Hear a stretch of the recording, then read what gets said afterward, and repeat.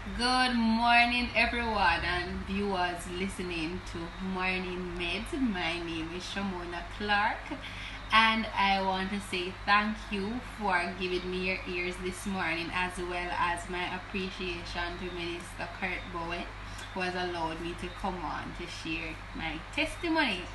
Testimonies for me have always been something that I love doing. For me, the Bible declares the life of others and shows how they behave and how God has done things for them. What a testimony is for me currently today does for me, though, it shows me that God is still working and his hands is in the life of his believers today. So I'm a fan of testimonies.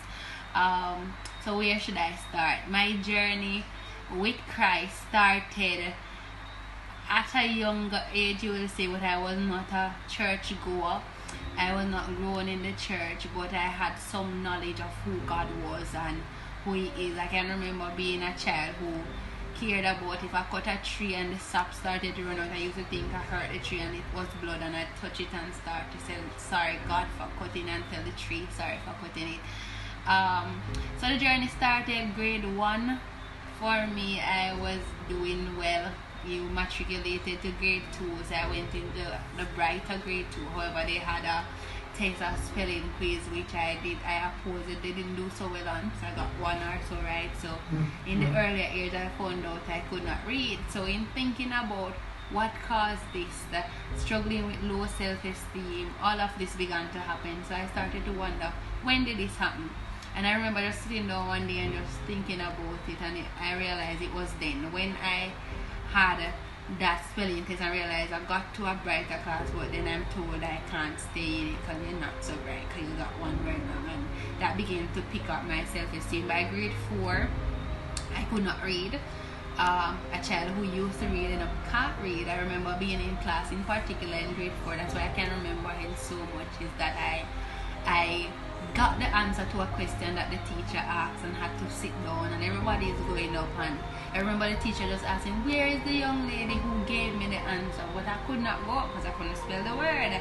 And I remember from then, luckily I had a mother and family that cared, and I got help. So going on to grade 4, so I wasn't a dunce child to me, I would say. I had the knowledge or sense enough to get answers or to retain information, but couldn't write it or formulate it well. And in grade 6, so getting the help I needed, I had to repeat grade 6, and so 1 more year, you said, and I was doing extremely well. It was time for GSAT. Unfortunately, for reasons unknown to me, my principal for the primary school that I attended did not sign me up for GSAT any at all. My mother struggled to get me into a high school. I was with her going to some of those conversations. The ministry sent us to certain schools. The principal said the ministry can't tell them what to do, they won't take me.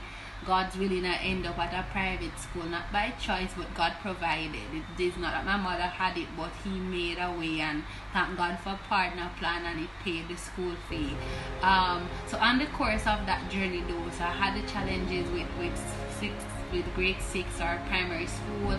I was doing much better in school. Now reach high school, I had issues with a subject that I wanted to do.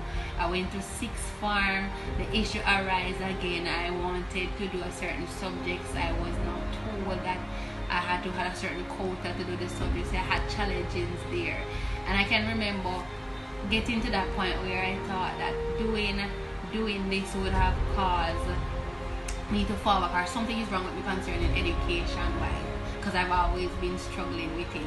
And I remember my mentor said to me one of these, you do not accept that to yourself, you push past that and you do the best you can. So you never let what the situation seem, it is there to get the best out of you. Leaving from there though, as I could say, I went to Adventist school, so little do I know I had this self of being self-righteous. I didn't know that it was. I knew what the 10 commandments were, and I got to a point where I said, Lord, I'm not cussing, I'm not killing anybody, I'm not lying so much, so I don't have to get baptized. I don't need to get baptized. I learned later on that is self-righteousness.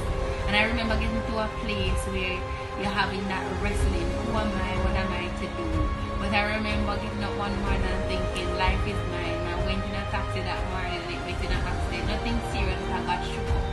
it caught you to think. And so in those quiet time, I started to say, God, when the Lord begins to speak to you, and sometimes you just have to speak, because him saying you need to talk to me like when you talk to Moses, come you need to hear him audibly. And I spoke and concerning that section of my life, and God was well able.